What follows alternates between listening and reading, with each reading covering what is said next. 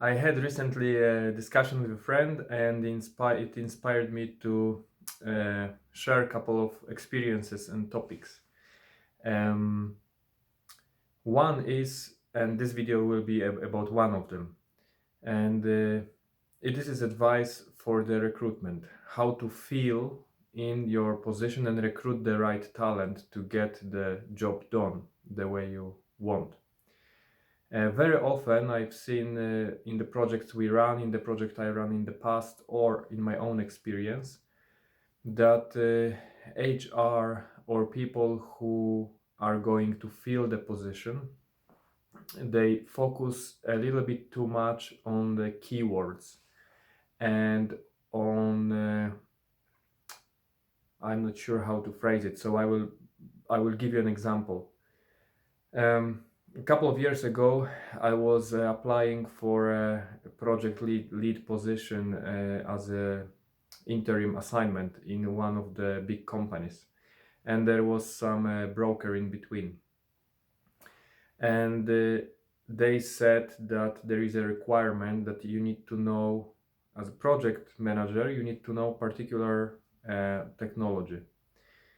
And I explain them because this is where I think sometimes there are too high like expectations or demands which are unnecessary, and the companies might lose actually good people and get something instead what is not necessarily needed for the success of the project.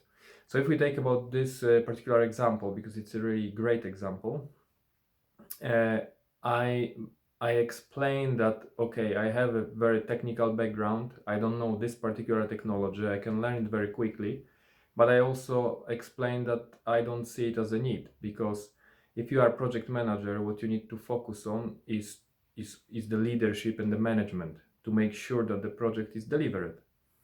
It's not your job to code. It's not your job to be an architect, unless that's the part of the role. But it wasn't.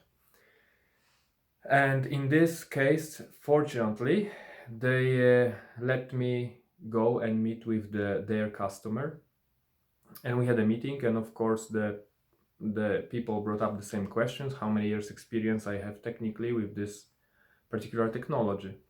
And that was also a question from the project manager who I was replacing.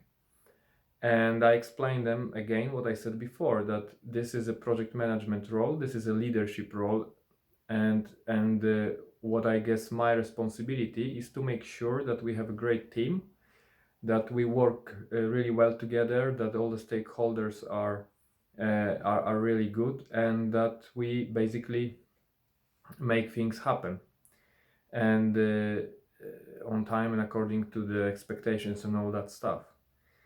And fortunately, they gave me the chance, and we managed. So that team was very demotivated when I joined, and then we managed to turn it around, and we became a really high performing team, like a role model for the organization. And we met all a couple of really demanding milestones, all of them basically.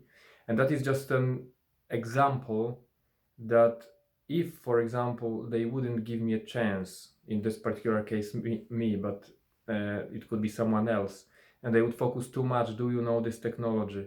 Yes, someone might know the technology, but then maybe they don't have as good skills in leadership or communication.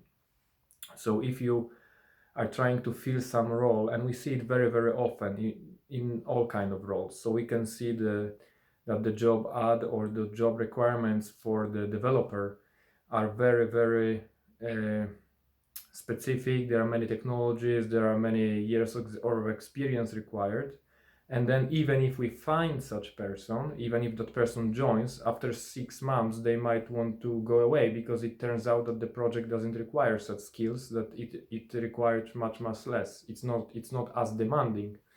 And this is why then such people leave, because they want to use all their capabilities, and the project doesn't allow them.